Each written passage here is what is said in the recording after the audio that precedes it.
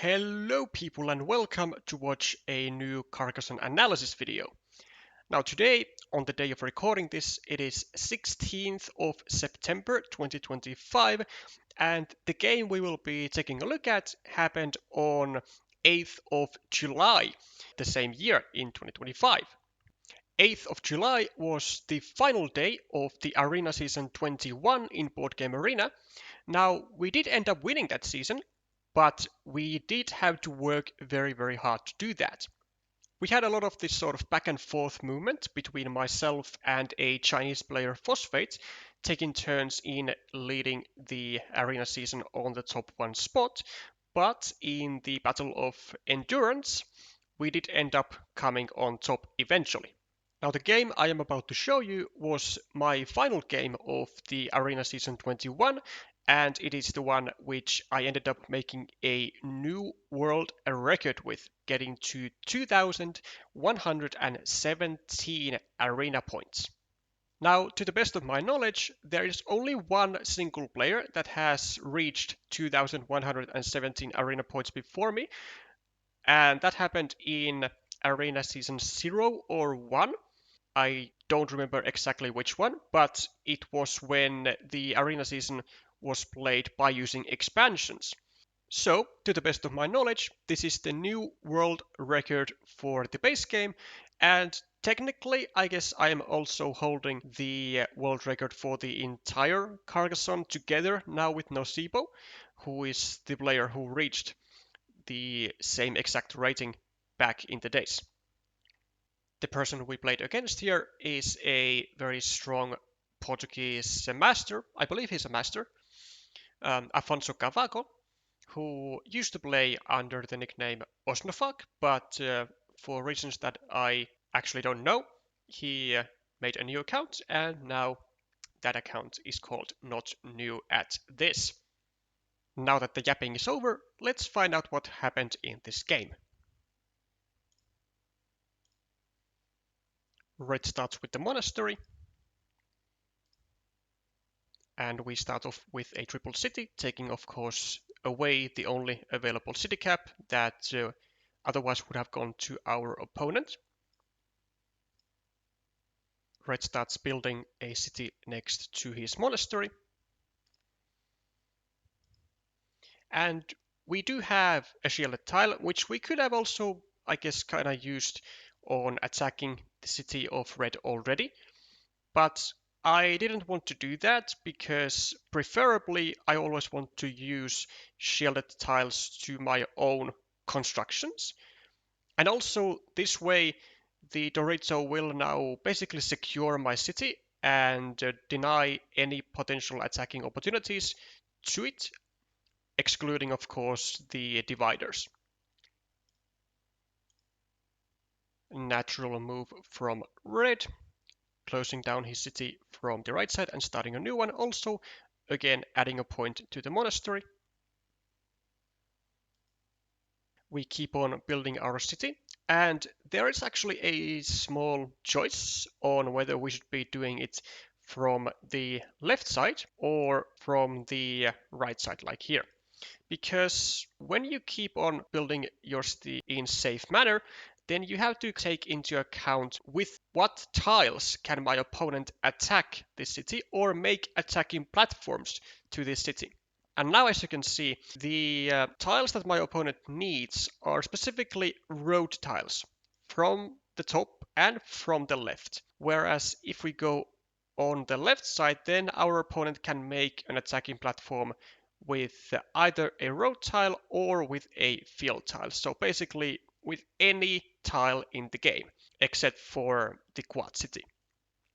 But this does come with a minor price, and it is that our opponent is now able to potentially make an attacking platform with tempo, meaning that they can get a crossroad, go over here, take 2 points, and at the same time make the attacking platform to the city. But I do prefer just giving my opponent as little amount of tiles as possible to make the attacking platforms, as this city is actually looking, quite nice, and I would really want to finish that. red starts even a third city, which at a quick glance might look like a bit weird. But there is a clear idea behind this, and the idea is this. So, despite having followed the regular two city principle and now having one city on here and one city on here, now generally this would give a possibility for red to use all types of city tiles effectively. Going over here with a Dorito or with a triple city, and going over here with an extender or with a city cap. But now, if you go here actually with a triple city, then you suddenly have, theoretically, a situation where you can use Doritos or triple cities over here, and still the same extenders and city caps over here, but because your second city is vulnerable and it's very easily attacked, then you might end up in a situation where you get attacked and then you have the second city which is actually not that easily completable, because whenever you go here with, for example, a city cap, then you immediately create an attacking platform onto your second city as well. So by going here with the third city, then we have a situation where now red can actually use Doritos over here, triple cities over here, and he has two options to use his city caps onto. We make the attack on the appending 8-point city, and red makes the platform onto our city. And here I did have a little bit of a think. So we have really two options here. We can either go over here and even go with a second meeple to really try and force the city to ourselves, or we can go over here and we can create pressure onto this square and onto this square. Well, first of all, if we go over here, we would be forced pretty much to place another meeple on it, because otherwise, with any city tile, our opponent can go over here and place a meeple there themselves, which then is going to be leading into a situation where we have basically lost this city or the tiles that we invested into this city, and it's going to be very likely just a tied situation. If we do go here with a meeple, it's sort of like really ugly because this city isn't like worth enough points to really justify the two meeples, for me at least. There's also 3 triple cities already out of the deck, so even though this square would be at the moment completely impossible to block, then it might take a long while for us to find one of those triple cities or the quad city. And I really hate having more than one meeple in a city to which my opponent has not attacked with a single meeple. And of course, if we go over here with any intentions, then we also take away all the Doritos, all the 8 remaining Doritos that we could be otherwise using to complete this city immediately. Which is why we just add a couple of extra points to the secondary city. Red creates even more platforms to make an attack onto our city. Now, with either a city cap with a field or with a Dorito or with a triple city, he can make that attack and very likely equalize our city. We do fortunately get away from that situation very quickly. Red finishes there for pointer, and we do get away with our nice juicy 14 pointer, and we also get to start a new city as well. Another Dorito added to the new city of red, and a nice shielded tile for ourselves as well, again going of course to our own structures. Red, having a divider in hand, actually has a lot of decisions he could make. So first of all, they could go over here and attack our pending 8 pointer. They could just simply go over here and use the divider as a Dorito, or they can go over here and take their 8 pointer away and leave us with a vulnerable city ourselves. Or if they are feeling really wild, then they could even go over here and use a second meeple to attack this potentially large city in the future.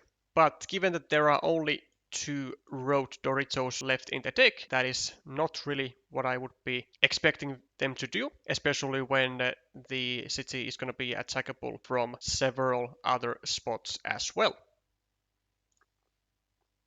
Well, they end up just getting back their 8 pointer, also adding a point to the monastery, and now still leaving, of course, this same spot for himself to perhaps later attack now my city if I do threaten to complete it. We don't have all that many great moves with a straight road, so we simply use that for blocking. Red gets a wonderful tile, a road monastery, which they are very conveniently able to stack next to their previous one, and they are now paving a way for a 6-point road over here, and also creating potentially a 9-point field in the process. Now I could just go over here and take the road, because this square right here is actually unblockable. But that move already completes the 9-point field then, which very likely would be going to red on their very next move. It also adds 2 points to the monasteries, and I am not very fond of the idea of filling quite an important square for my opponent. So instead, what we decide to do is to add 1 point to red and take the field preemptively ourselves. Red adds a city cap to their city, a perfectly viable move, given that there are still actually 7 city caps in the deck that will allow the immediate completion of this city. Now note that, of course, red could have went over here, getting a point to the monastery, getting a 3-point road, but in the process they would have made actually their own city more vulnerable. And of course, the worst part would have been that they would have given us potentially a 12-point city, just 1 city cap away from completion. So now, not only does red add a point to their city, but they are also preparing for a Dorito move, going over here with a road Dorito and filling up the square, but making the completion of the city more difficult for me. We simply add a point to our existing city at the top. Now, of course, we do not want to fill this square because we do not want to let red off the hook unless we are going to be getting our city finished, or at least a very good chance of getting our city finished at the same time. A 3rd monastery for red, taking a 5-point monastery spot and also creating a platform to attack my city in the future if I were to go, let's say, over here with a city crossroad or with a dagger. We do get a dagger, and we simply take our meeple back from the 10-pointer. Great tile for red, taking 2 points for the road, adding 2 points for the monasteries, and also making sure that I cannot expand my field by going with, for example, a regular curve over here or just a straight road and a curve combo. With the crossroad, we could go over here to restrict the square to the 2 remaining city crossroads, because currently it's more so red that has the incentive to place a tile over here rather than myself, because we still have our city open from this spot and from this spot, which means that if we decide to go over here, let's say with, for example, a dagger, take these 5 points, add a city cap to our city, and release the meeple of red from the monastery, then we do get a nice chunk of points in the process immediately, but we do allow then red still the easy possibility to equalize the city with an easy attacking platform. So really, we only want to place a tile over here if it is the last tile that our city needs. So instead, I am just taking 2 points and I am creating a blocking platform on the red city. Red adding 1 point to the monastery and also doing some mild restriction onto our city. With 5 meeples in hand and really with no great blocking moves, I just decided to take the second field.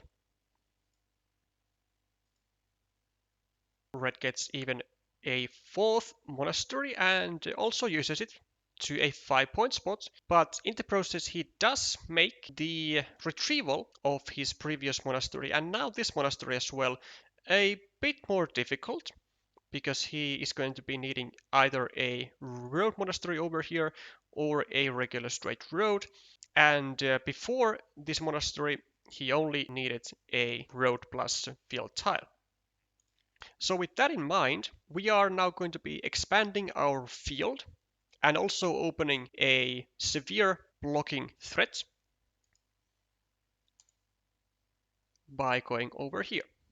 Now there is a chance for red to either save the 2 monasteries or to save the city, and I do agree with red, who decided that he is just going to be taking the city away, because it is nowhere near guaranteed that his city survives if he does not retrieve that immediately.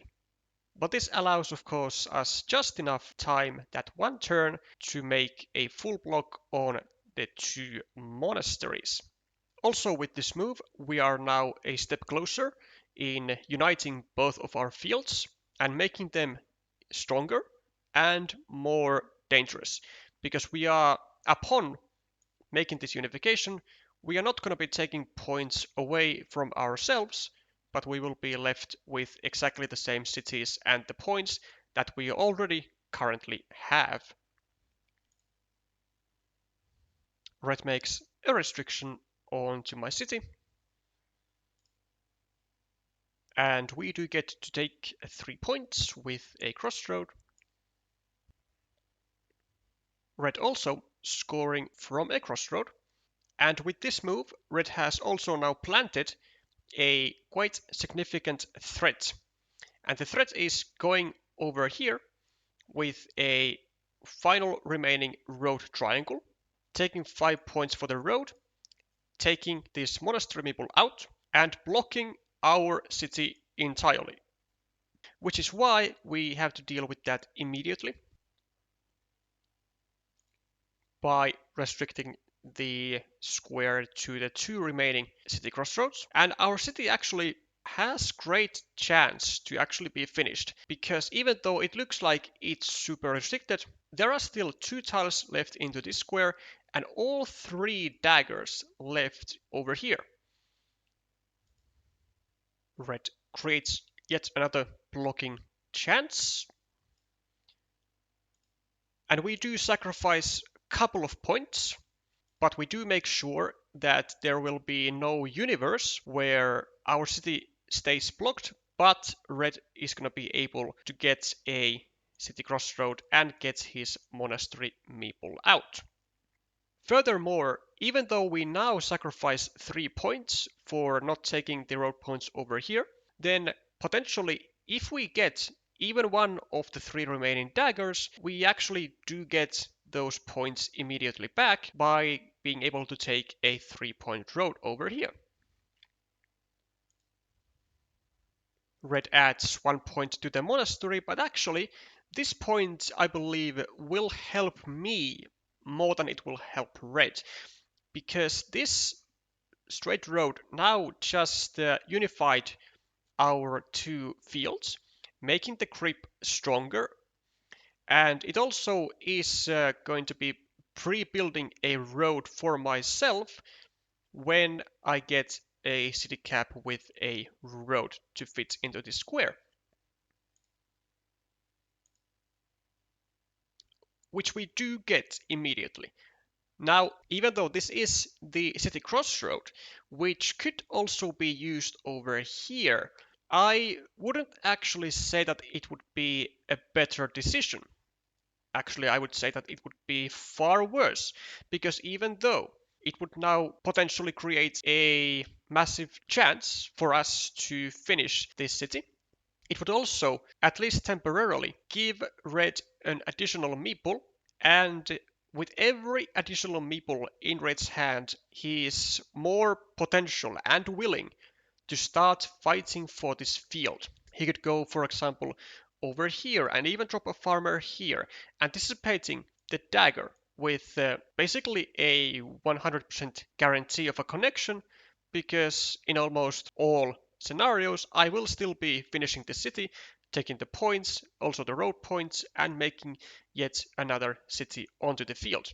Or they could go over here, place a meeple with an easy connection through a regular curve, and like, despite the fact that I would be way more likely to win a big field fight because I have virtually no blocked meeples and Red has at least two, I'm not in the mood often to have a big field fight when I can avoid it and when I can just play safely. Also, because we had a possibility to simply take our meeple back without giving anything to our opponent and also start taking this road, I see it as an absolute win. So basically, if we summarize all of what I just said together, we are just playing very safe, because this is also just a 10-point move and we don't give anything back to Red as mentioned earlier. A 5-point road started by Red, very likely to complete that. And we will, of course, continue our road without any hesitations, because filling this square for the monastery does not really mean anything, because this monastery is blocked on this square anyway. 1 point to Red's ruin. And we start a new city, taking into account that there are still a lot of city caps remaining, and also because there are 7 out of the 8 crossroads in the game already out. There's 1, 2, 3, 4, 5, 6, and 7, and we can potentially block this road into the final crossroad and maybe even just draw that crossroad ourselves at some point. That doesn't really happen, but we do get a consolation prize at least in the form of a dagger, and this one we can use with open mind, let's say. Just take the 3 points and now create the threat of finishing the city. Fred getting 2 points of his own. And we get to also make some natural moves, getting some quick points. As does Red. And the quad city for us is of course at the moment going to be basically worth 0 points, because we will not be able to benefit for the shield ourselves. We will never be adding the quad city to here because it just makes our life way too hard. And the second potential use that we could try to do is to do some blocking, but we can't really go here because it wouldn't be much of a block, because there are still 2 of the left-hand sided daggers remaining. And we can't really go over here because this city is already blocked. There are no more daggers remaining to fit into that square. And so, because it is a ruin, we just never want to give away easy 3 points for Red. So this is going to be just a discard.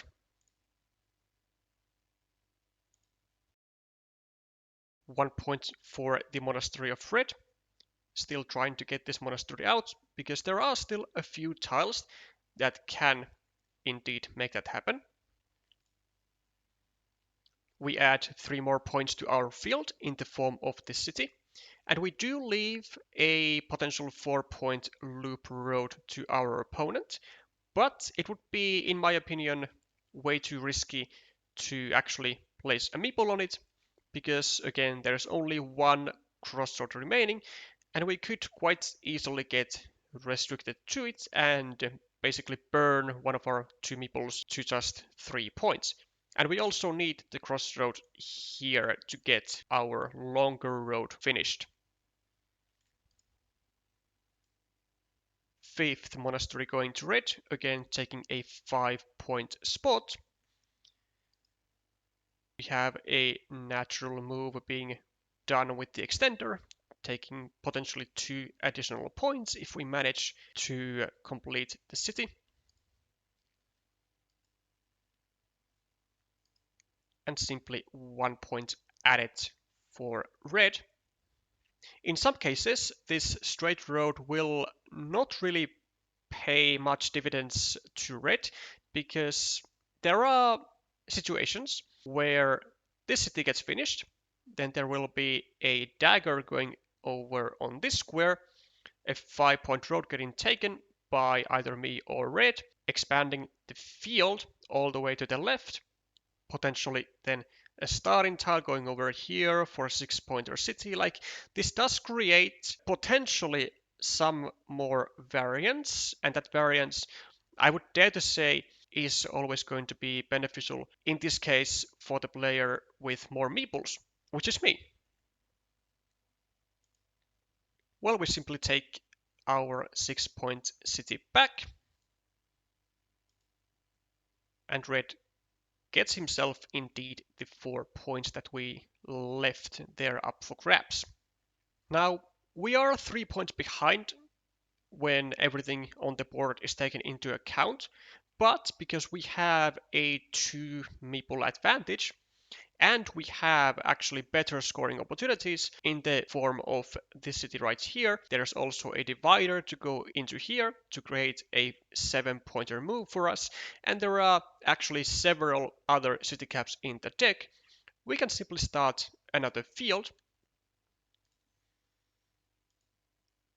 and potentially get a nice use out of the all remaining vanillas. Well, not all, but 4 remaining vanillas. And this also, of course, stops red from taking this field. Also, we don't really have any other potential spot to use our meeples effectively at this point, because there are so many quick point tiles in the deck that even with only 1 meeple in our hand, we would most likely be just fine. Red blocks the city cap from our field, so no city cap in the deck goes there any longer. We are going to indirectly continue our road. Now, in some cases, red can actually attack this road if he gets like the perfect combo of a crossroad and then a curve. But given the very low number of road tiles being actually just that one crossroad and 2 regular curves, it is not very likely that red gets that exact combo in that order. And also, even if he did, then basically with almost any tile, we will be able to block the connection. And then it would be just the end of the game for red immediately.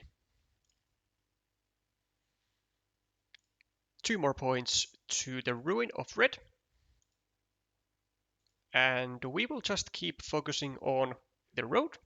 Of course, it does come with a very small threat of red getting now the final remaining crossroad and then the final remaining curve, and then making some sort of low scoring moves with his final tiles afterwards.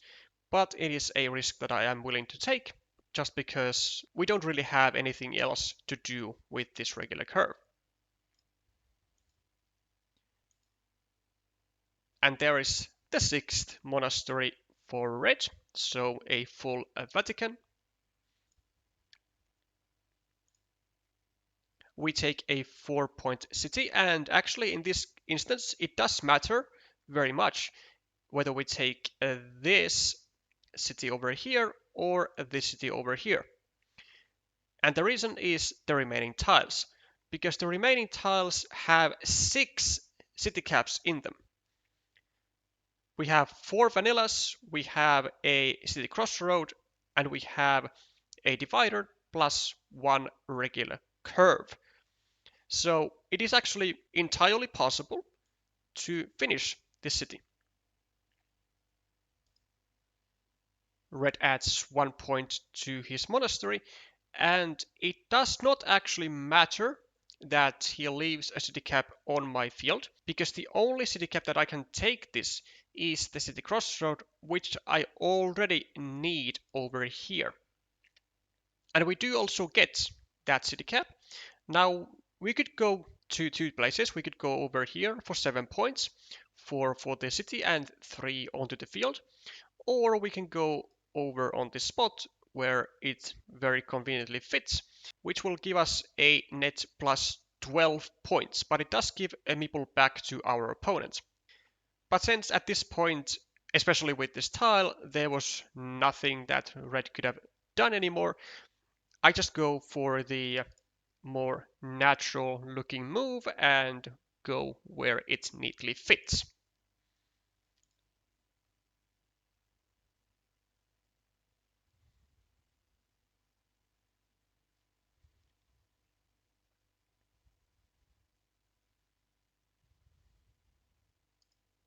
A divider for red just adds 1 point to his ruin. We go for a 4-point ruin ourselves. We could have, I guess, also gone for this move right here, just to create like yet another additional threat that we would be able to potentially finish the city and even get those 3 additional points onto the main field. But, it didn't actually matter. Also, this could be blocked with any tile that red could have possibly had in hand, either with a curve or with a vanilla.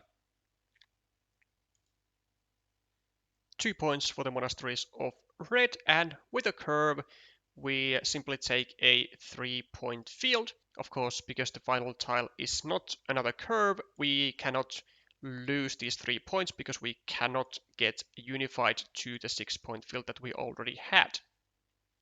And finally, a 3-pointer for red to end his misery.